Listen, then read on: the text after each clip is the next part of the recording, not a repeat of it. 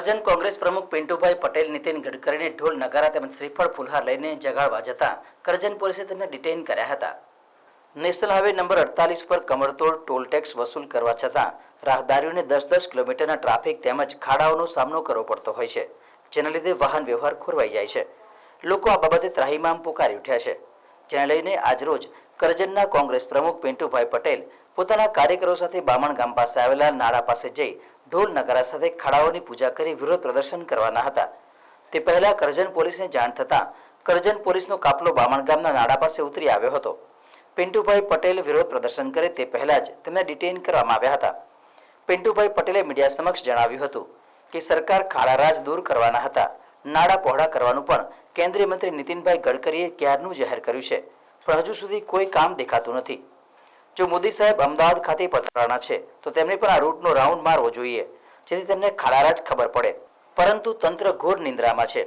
કોંગ્રેસ દ્વારા ખાડાપૂરો અભિયાન ચલાવવામાં આવે છે તો પોલીસ દ્વારા ડિટેઇન કરવામાં આવે છે તેમ જણાવ્યું હતું।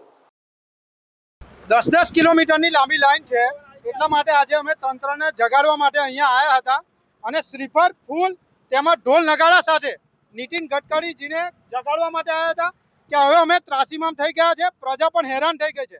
કોંગ્રેસ પક્ષના એક આગેવાન તરીકે તેમજ એક પ્રમુખ તરીકે આજે જ્યારે અમે આ તંત્રને જગાડવા આવ્યા છે ત્યારે પોલીસ દ્વારા અમને ડિટેન કરવામાં આવે છે અને અમારે તંત્રને જગાડવાનું કારણ એક જ છે કે 10-10 કિલોમીટર લાંબી લાઈનથી અમે ત્રાહિમામ પુકારી ગયા છે। જ્યારે આટલો મોંઘો ટોલ લેવામાં આવે છે અને સરકાર દ્વારા આનાથી આગળ પણ સરકાર દ્વારા જ્યારે મધ્યમ અને મુખ્યમંત્રી દ્વારા રજૂઆત કરી કે ભાઈ ખાડા રાત દૂર કરવામાં આવશે, છતાં પણ હજુ ખાડા રાત દૂર કરવામાં નહીં આવ્યું। અમે તો આજે એવી પ્રાર્થના કરીએ છીએ કે જ્યારે આજે દેશના વડાપ્રધાન અહીં આવતા હોય અમદાવાદ, ત્યારે એમને એક વડોદરાથી ભરૂચનો એક રાઉન્ડ મારવો જોઈએ, જેનાથી આ ખાડા અને આ ત્રાહિમામથી અમે બહાર નીકળીએ। અને આ અવારનવાર આવી રજૂઆત કરવા છતાં પણ હજુ સુધી આ તંત્ર ઘોર નિંદ્રાની અંદર છે, જે જાગવા રાજી નથી। કોંગ્રેસ પક્ષ દ્વારા જ્યારે અમે આજે રજૂઆત કરીએ છીએ, શ્રીફળ વધેરીને તંત્રને જગાડીએ છીએ, ત્યારે આ તંત્ર દ્વારા અમારી પોલીસ દ્વારા અટકાયત કરવામાં આવે છે। ત્યારે અમે કહીએ છીએ કે પ્રજા જાગૃત થઈને હવે જાતે પોતે રોડ પર ઉતરવું પડશે। વડોદરા પોલીસ કમિશનર તેમાં વડોદરા સાંસદ કહે છે હવે તો ટ્રાફિકની સમસ્યા નથી રહી, શું કહીશું આ બાબત? 24 જુલાઈએ જ્યારે એમને એવું કીધું હતું કે સખતમાં સખત કાર્યવાહી કરવામાં આવશે, નીતિન ગડકરીજીને આવેદનપત્ર આપ્યું હતું અને કીધું હતું, ત્યાર પછી પણ આવીને હાલત છે। એટલે તમે સમજી શકો છો કે ભાજપના સાંસદનું પણ ઉપજતું નથી તેમજ ચાલતું નથી।